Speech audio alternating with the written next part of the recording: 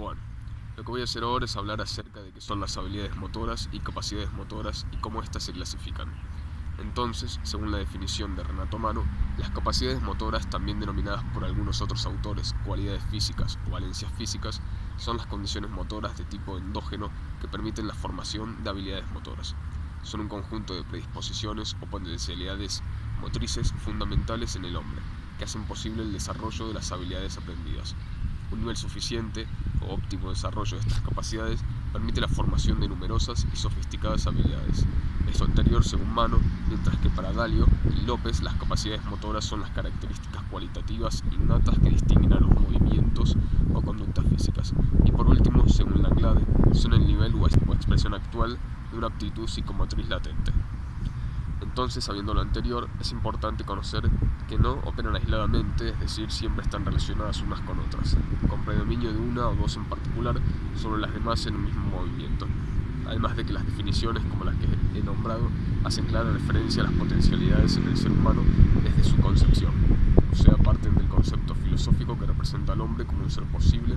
con diversas potencialidades, que pueden ubicarse como propias de la inteligencia, actividad, voluntad o motricidad. Bien. Entonces, respecto a sus clasificaciones, es importante mencionar que éstas aportan una notable contribución a la práctica y programación de la educación y entrenamiento, ya que son principalmente organizativas y didácticas, en cuanto a la acción motora y a todo lo que pueda expresar el individuo. Por lo que podríamos clasificar las capacidades motoras en condicionales, coordinativas e intermedias. Condicionales, como aquellas que se basan en la eficiencia de los mecanismos energéticos, dependiendo de la energía en los músculos y los mecanismos que regulan su abastecimiento, encontrando dentro de ellas capacidades de fuerza, resistencia y velocidad. Las de coordinación, como aquellas condicionadas por la capacidad de captación y elaboración de la información por parte de los analizadores implicados en el movimiento, analizadores tácticos, sinestésicos, ópticos, acústicos, y en la formación de las habilidades motoras y sus realizaciones, clasificándose las mismas en capacidades de diferenciación, de acoplamiento, de reacción, de orientación, de equilibrio y de cambio. Por otro lado, dentro de las clasificaciones de las capacidades motoras encontramos a las capacidades intermedias, que son aquellas apenas diferenciadas de otras, es decir, poseen características intermedias entre el grupo de las condicionales y las coordinativas, como la flexibilidad y la velocidad de reacción. Y por último, antes de finalizar con las clasificaciones, es importante destacar que diversos autores como Strzioski, Ruiz o Mano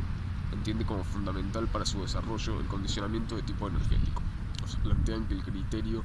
de que la condición de tipo sustrato metabólico como base energética no puede ser solo elemento decisivo para que una capacidad se clasifique como de fuerza, velocidad, resistencia o flexibilidad, ya que existen diferentes capacidades o combinaciones de ellas, que se apoyan en similares bases bioenergéticas, como por ejemplo en el levantamiento de pesas cuando se ejecuta el movimiento de arranque o los lanzamientos de balones medicinales, ya que son ejercicios que responden al grupo de fuerza, especialmente a la fuerza explosiva, y también poseen una base anaerobia a lactacidad. Por tanto, a raíz de lo anterior, se proponen una serie de factores que se consideran básicos y que determinan el criterio diferencial entre las capacidades motoras condicionales, los cuales son los siguientes: requerimientos de tipo metabólico de cada capacidad, factores genéticos, características cinemáticas y dinámicas de los parámetros técnicos que garantizan la ejecución de los ejercicios físicos y que responden a las exigencias de cada capacidad motora, respuestas específicas a las exigencias morfofuncionales de cada capacidad motora, requerimientos psicológicos de cada capacidad motora, influencia del desarrollo de las capacidades coordinativas en la ejecución de las capacidades condicionales e interrelación entre las capacidades condicionales con los componentes técnicos y tácticos. Bien, respecto a las habilidades motoras, estas son aquellos movimientos fundamentales que realizamos en nuestro día a día,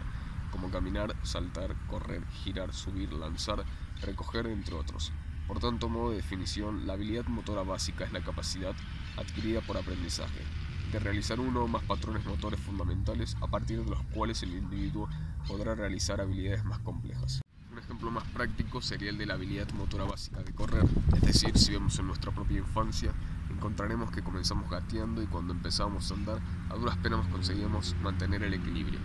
Y a medida que íbamos creciendo y experimentando muchos desplazamientos en carrera con cambios de direcciones, ya sea para conseguir un objeto, un amigo, una pelota, etc.,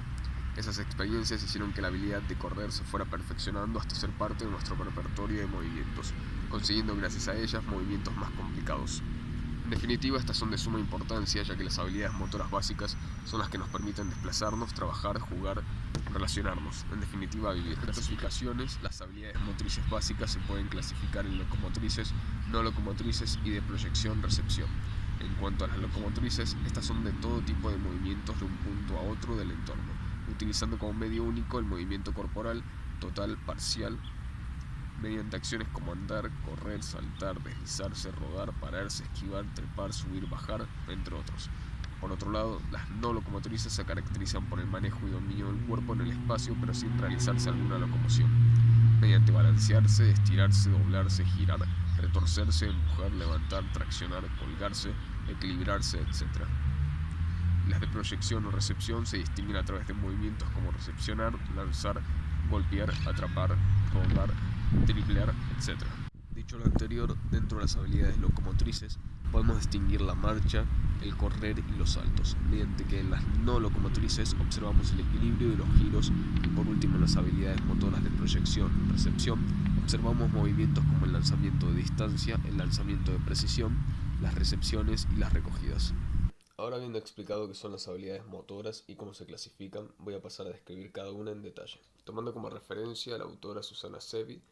y a su libro Aprendizaje Motor, Maduración y Crecimiento, quien clasifica las habilidades motoras en 4 grandes grupos, con una relación interdependiente entre ellos, pero con un enfoque particular en cuanto al tipo de habilidades o de conductas motoras que pertenecen a cada grupo. Así por tanto, encontramos las habilidades motoras rudimentarias, las habilidades motoras básicas y generales, las habilidades motoras específicas y compuestas, y por último las habilidades motoras especializadas y complejas. Vean, respecto a las habilidades motoras rudimentarias, estas se componen de todos aquellos movimientos tendientes al logro de cierta independencia del individuo respecto al medio que lo rodea, y de las demás personas, fundamentalmente en lo referente a los desplazamientos y a los movimientos más habituales. Por tanto, entre los contenidos de las habilidades rudimentarias encontramos el logro de la posición erecta, de la marcha en esa posición y la motricidad de la mano,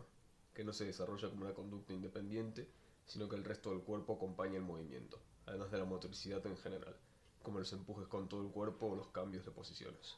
En cuanto a las habilidades motoras básicas y generales, estas son comunes a muchos individuos y sirven de fundamento para el aprendizaje posterior de nuevas habilidades más complejas, especializadas y de un entorno cultural concreto. En palabras más simples, representan el vocabulario básico de nuestra motricidad. Por tanto, dentro de ellas encontramos 3 tipos de conducta que de alguna manera descienden de las anteriores. Las conductas locomotivas, que son todas aquellas habilidades motrices que permiten la traslación del cuerpo en posición bípeda. Las manipulativas, que son todas aquellas habilidades motrices como lanzar, girar, driblar, recepcionar un objeto, y algunas más rudimentarias como tomar, soltar, empujar, arrojar, torcer, pero con un nivel de realización menos elemental. Y por último tenemos las conductas no locomotivas, que incluyen todas las habilidades no contempladas en los 2 grupos anteriores y están directamente relacionadas con la motricidad general de la habilidad rudimentaria, encontrando en este grupo habilidades como empujar, traccionar, saltar, rebotar, balancearse, suspenderse, trepar, rodar, reptar, esquivar y atrapar. Respecto a las habilidades motoras específicas y compuestas, es importante mencionar que si bien en esta categoría se conforman un acervo motor mucho más rico y variado que en las básicas, no difieren sustancialmente una con respecto a la otra en cuanto al tipo de habilidades. La diferencia más bien está dada por la forma en que son ejecutadas las habilidades, por la posibilidad de utilizarlas eficazmente en situaciones de juego y por la posibilidad de realizar habilidades combinadas entre ellas. En definitiva, no son movimientos nuevos o formas desconocidas, son los mismos movimientos, habilidades básicas o combinaciones de ellas, que una vez superada la etapa o fase de ejecución general, se van especificando,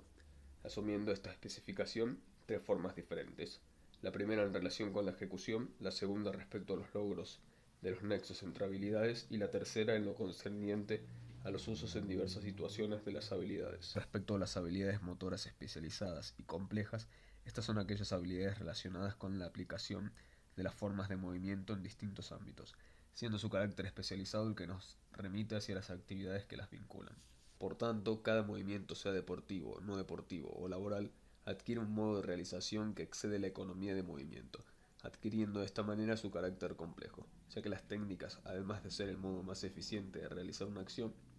responden a los requerimientos de cada una de las disciplinas en las cuales están inmersas. En síntesis, la especialización y complejización son los dos elementos que caracterizan a este grupo de habilidades, ya que son la consecuencia directa de la combinación de habilidades básicas que luego de especificarse adoptaron una forma de manifestación condicionada por un reglamento o contexto particular. Por último, para finalizar este tema, la diferencia entre las capacidades motoras y las habilidades motoras es que las últimas son una subsecuencia de las primeras, es decir, las capacidades motoras son las condiciones de tipo endógeno en el hombre, que permiten la formación de habilidades motoras aprendidas. Y respecto a ambas, estas son similares en que ambas dependen del desarrollo de las distintas etapas del ser humano para su completa y correcta manifestación.